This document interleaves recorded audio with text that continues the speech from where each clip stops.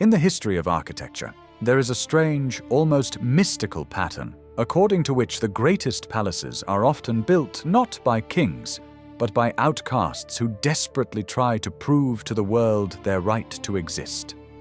If you go today to the sleepy seaside town of Paignton in the English county of Devon, you will discover there something utterly impossible, something that makes you rub your eyes and doubt the reality of what is happening.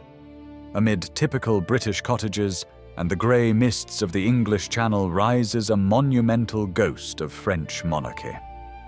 This is a building that should stand in Paris or Versailles, but by some cruel irony of fate, it ended up washed ashore on the English Riviera. This is Oldway Mansion, but locals know it by another name, and in that name lies a drama worthy of Shakespeare's pen. This is the Sewing Machine Palace. How did it happen that at the end of the 19th century, in an era when British aristocracy looked down with contempt on any upstarts, an American with rough manners and a scandalous reputation decided to build his own Versailles here? The story we are used to reading in business textbooks tells us about Isaac Merritt Singer as a genius inventor who clothed the whole world. But these textbooks lie, omitting the main thing. Singer was not a modest engineer bent over blueprints. He was a wandering actor, a polygamist, a fugitive, and a man whose life resembled an endless, noisy performance where the scenery changed at a dizzying speed. And the finale was predetermined from the very beginning. To understand the tragedy of this house, one must first understand the madness of its creator. Isaac Singer was born in 1811 in the state of New York. But already at 12 years old, he ran away from home, choosing the life of a vagabond. Long before his name became synonymous with the sewing needle, he traveled across America with the Merritt Players troupe, playing Richard III on the stages of dusty taverns. This detail is critically important for understanding everything that will happen next. In his soul, he forever remained an actor thirsting for applause. When in the 40s of the 19th century, he accidentally improved the sewing machine mechanism, he saw in it not a way to ease the labor of housewives, but a ticket to the biggest stage in the world. By the beginning of the 70s of the 19th century, Isaac Singer was one of the richest people on the planet. His fortune was estimated at $14 million, which by modern standards amounts to billions. But money could not buy him the main thing: respect. New York high society slammed the doors in his face, and the reason was weighty. Newspapers savored the details of his personal life with the greed of hungry wolves. Singer had no fewer than 24 children from 5 different women. When his legal wife learned that he was leading a double life and had another family, a scandal erupted on such a scale that Isaac had to literally flee across the ocean. America, the land of opportunity, rejected its hero. He had become too loud, too inconvenient, too immoral for the puritanical society of the New World. It was in this way, driven by shame and possessing unlimited credit, that the 60-year-old patriarch arrived in England. He was looking for a place where he could hide from condemning glances and at the same time declare his triumph. He chose Devon. In 1871, Singer buys the Furnham estate and announces the construction of a house which he, with his characteristic actor's outrageousness, calls Wigwam. The name itself was a slap in the face to the prim British neighbors. Imagine, a multimillionaire builds a palace and calls it an Indian hut. But it was not just a house, it was a fortress for his last, most beloved family. His new chosen one became Isabella Eugénie Boyer, a Frenchwoman who was 30 years younger than him. It was her image, according to persistent legends, that inspired sculptor Bartholdi to create the face of the Statue of Liberty. The irony of fate. A man exiled from America marries a woman whose face will become a symbol of America. Isabella was beautiful, ambitious, and, most importantly, she understood Isaac's passion for grandeur. Together they conceived to build something that would silence all critics. But Isaac was in a hurry. He felt that the curtain of his life was beginning to fall. He hired architect George Saunders and demanded to work faster, faster, faster. The original project of the Wigwam was a strange hybrid, a huge rotunda reminiscent of a circus ring or arena, connected to the residential wing. Singer wanted a manege in the center of the house where he could manage horses without going outside. The psychology of this requirement is transparent. The aging lion wanted to control wild nature while staying safe within his golden walls. The construction devoured thousands of pounds sterling weekly. Wagons with marble, rare wood, and velvet arrived at Paynton Station in a continuous stream. Local residents watched this with horror and admiration. To them, Singer was like an alien from another planet. Vulgar, noisy, frighteningly rich Yankee. But the drama lay in the fact that Isaac was building a monument in which he was not destined to live. In May of 1875, work was still boiling when the inventor's heart, worn out by passions and struggle, began to fail. He died in July of the same year, just a few weeks before the final completion of construction. His funeral became the last great performance. 80 horse-drawn carriages, a coffin of 3 layers, cedar, lead, and English oak, which was so heavy that several strong men could barely carry it. He left behind a widow, a horde of heirs ready to tear each other apart for the inheritance, and a strange unfinished house manege which now seemed to be needed by no one. However, the story of Oldway Mansion did not end there. It was only beginning. Isaac laid the foundation, but turning this strange wigwam into a real palace fell to another man. A man who hated his father's coarseness, but inherited his ambitions. One of his sons takes the stage, a tall blonde youth with the name of the city in which he was conceived, Paris Eugene Singer. It is he who will turn his father's whim into an obsession that will lead to the creation of one of the most beautiful and tragic buildings in Europe.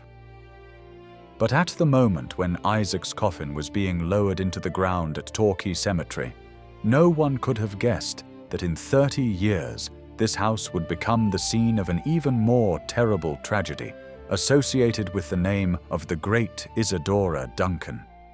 The wigwam fell asleep, awaiting its prince who would awaken it with a kiss of French architecture.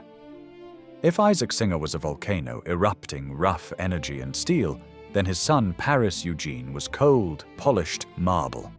Born in 1867, he belonged to a completely different tribe. Paris knew no hunger. He did not sleep on the floor in theater dressing rooms and did not haggle over every cent.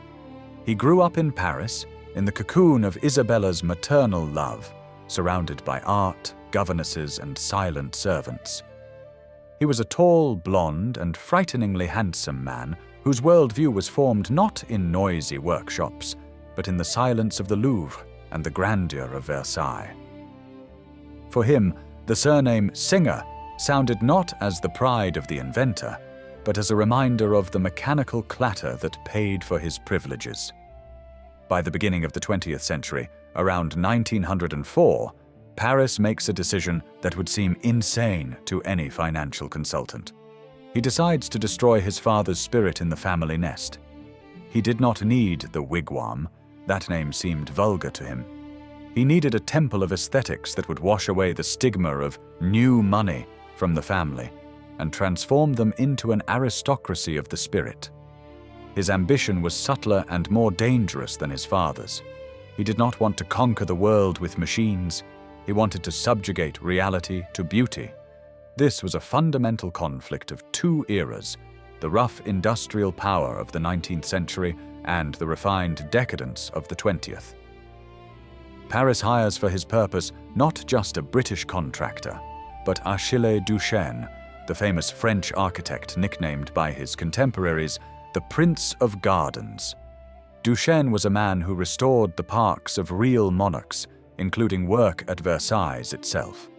The union of Singer's bottomless American pockets and Duchesne's impeccable French taste gave birth to a plan of unprecedented audacity.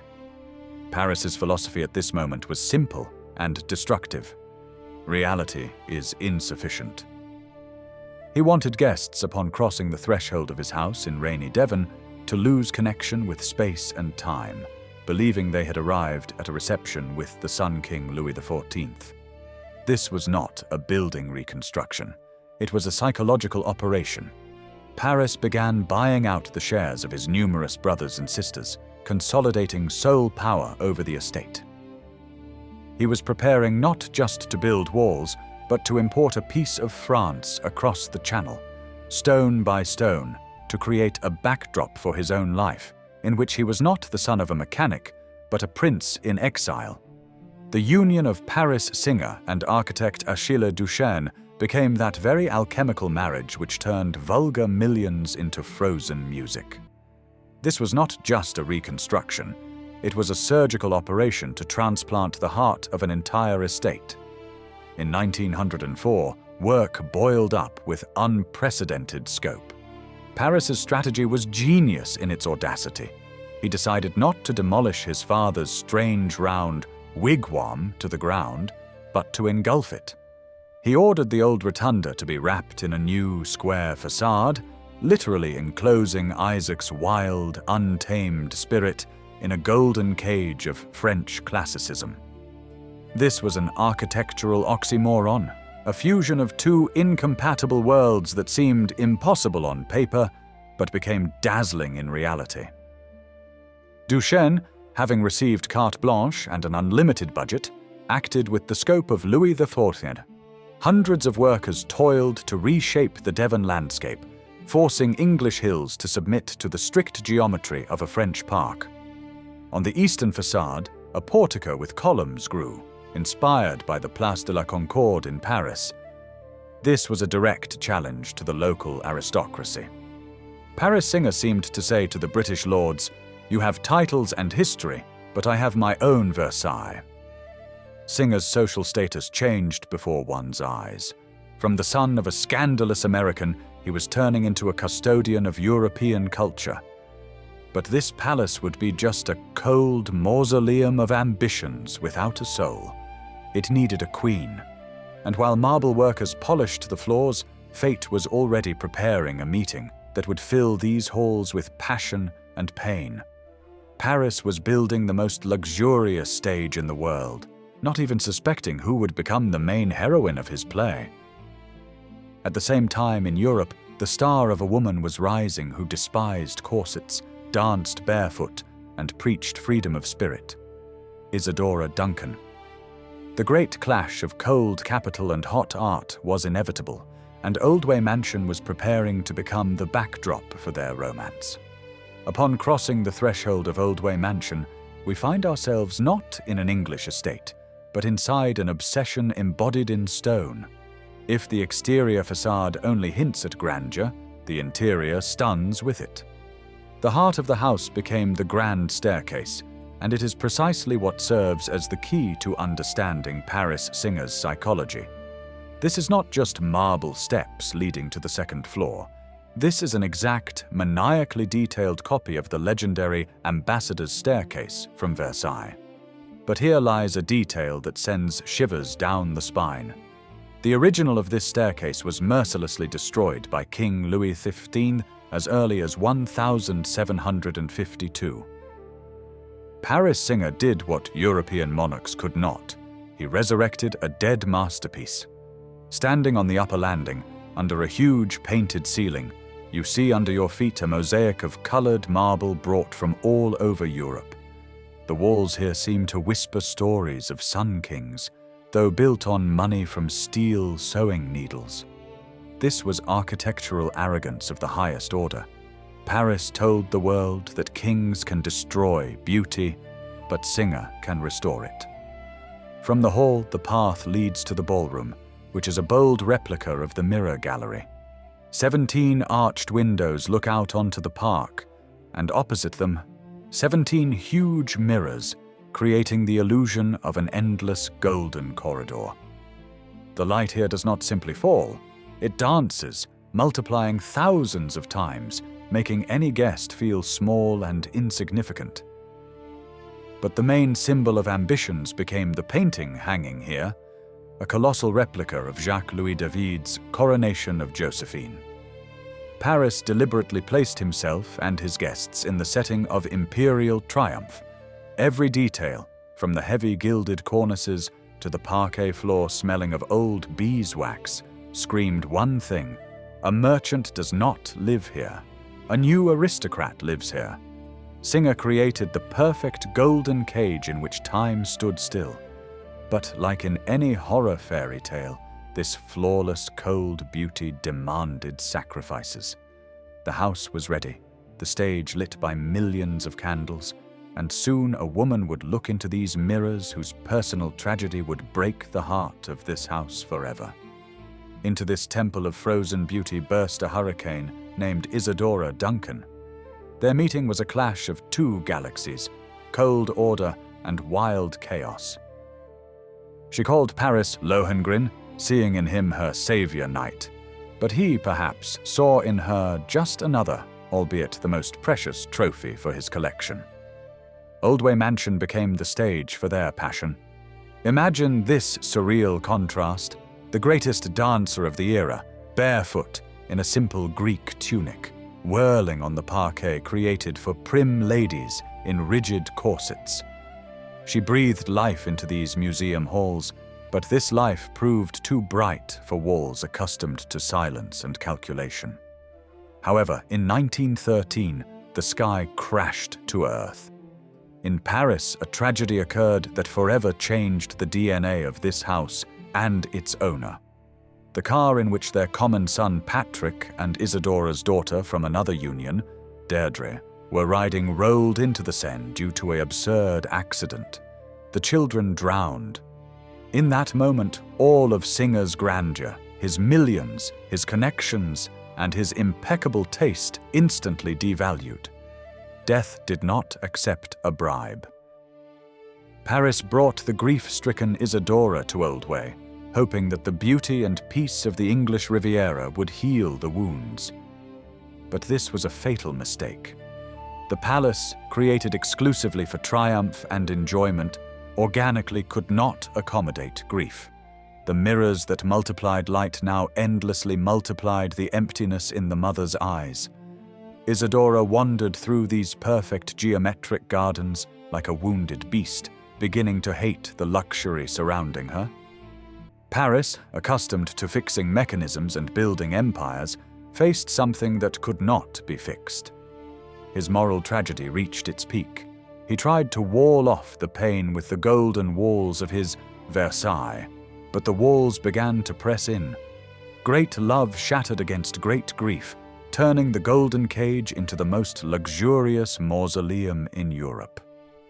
In 1914, Paris Singer's personal hell was absorbed by world hell. The First World War began. And here occurs the most astonishing metamorphosis in the history of Oldway Mansion.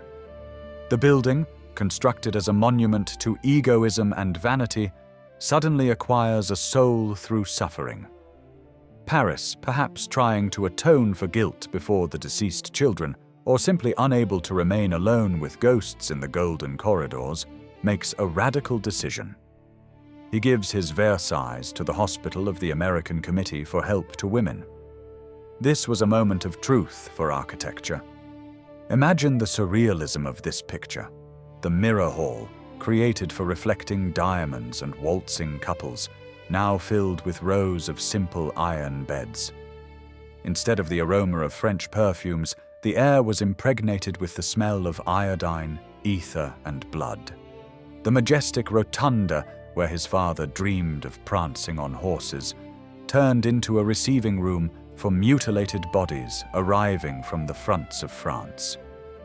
The golden angels on the ceiling now looked not at feasts, but at suffering and amputations. Paris Singer funded this hospital from his own pocket, and in this gesture there was something desperate. He tried to save other people's sons, as he could not save his own. The war ended in 1918, but for Oldway Mansion the Belle Epoque died forever. Paris could no longer live in the decorations of his shattered dream.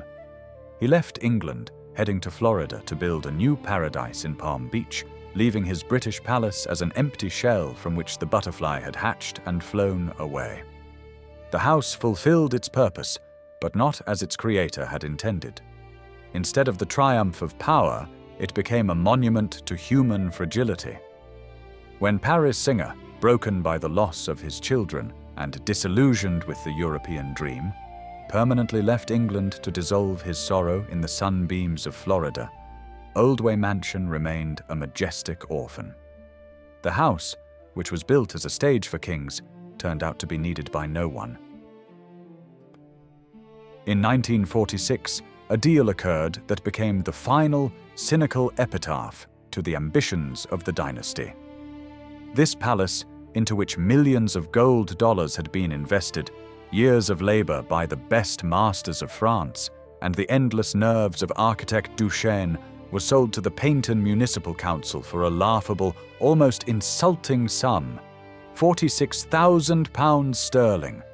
Ponder this figure, 46,000. This was the price not of a royal residence, but of a set of used bricks. History mercilessly devalued that which had no genuine love in its foundation. The irony of fate reached its apogee. In the halls where Paris planned to receive monarchs, clerks, accountants, and secretaries were now housed. On the parquet floor, where the bare foot of the great Isadora Duncan had stepped, cheap filing cabinets and creaky officials' desks now stood. The mirror gallery, created to multiply light and the sparkle of diamonds, for decades reflected only the grey suits of employees and dusty folders with documents on property tax. Versailles turned into an office. The dream became bureaucracy. Today, in the 21st century, the forgotten Versailles of the sewing machine king stands closed, officially listed by the Victorian Society as a building at critical risk of disappearance. It is a sleeping beauty that no one is in a hurry to kiss, because the kiss costs tens of millions of pounds for restoration. The plaster from the facades is crumbling like powder from the face of an aging courtesan, exposing rough brick and the building's old wounds. In those very geometric gardens, every centimetre of which was drawn by the great Achille Duchesne, English weeds now wage a quiet war, slowly but surely destroying the French order. The windows are boarded up or dark, and inside reigns that special smell of abandoned grandeur, a mixture of dampness, old paper, and fading perfume. This story is a real, tangible version of The Great Gatsby, written not with Fitzgerald's ink, but with Singer's marble. Paris, like J. Gatsby, believed in a great illusion. He thought that he could rewrite his biography simply by building the right scenery. He believed that if he surrounded himself with the attributes of Louis XIV, he would become invulnerable to the pain of ordinary mortals, that old money would accept him, and tragedies would pass him by. But life proved the opposite with cruel straightforwardness. Grief passes through golden gates as easily as through the wooden doors of a shack. Money can buy the staircase of a ruined palace, but it cannot buy time to climb it eternally. However, the deepest philosophical lesson lies in the comparison of two legacies, that of the father and the son. Isaac Singer, rough, uneducated, vulgar polygamist, left behind a sewing machine, a tool, utilitarian, simple, black metal mechanism that stands in millions of homes around the world, from India to Alaska. This mechanism freed women from long hours of manual labor, gave jobs to thousands of people, and truly changed the planet's economy. Isaac's legacy is utility. Paris Singer, refined aesthete, patron and art lover, left behind an empty palace, a beautiful shell that became a burden for the city. Paris's legacy is vanity. For us, living in the era of social networks and visual noise, Oldway Mansion serves as a powerful, frightening mirror. We are all a little Paris Singers today. We build our virtual palaces, carefully curate images of our successful lives, filter reality, hoping that this beautiful picture will protect us or lend us weight. We seek aesthetics, forgetting about the foundation. But the old house in Paynton whispers to us through broken glass. Only what works matters, what serves people, what is filled with meaning, not just form. When you next pass by an antique shop and see there an old sewing machine with the golden inscription, Singer, stop for a second. Run your hand over its cold metal. Remember that it was precisely this monotonous clack of the needle, tick, tick, tick, tick, that paid for the creation of one of the loneliest and most beautiful buildings on earth. The palace is dying, crumbling to dust under the rains of Devon, but the machine is still ready to sew. And in this lies the last silent verdict of history. Do not build castles for ghosts of the past. Build tools for the future. True immortality smells not of expensive perfume and old marble, but of machine oil and labor.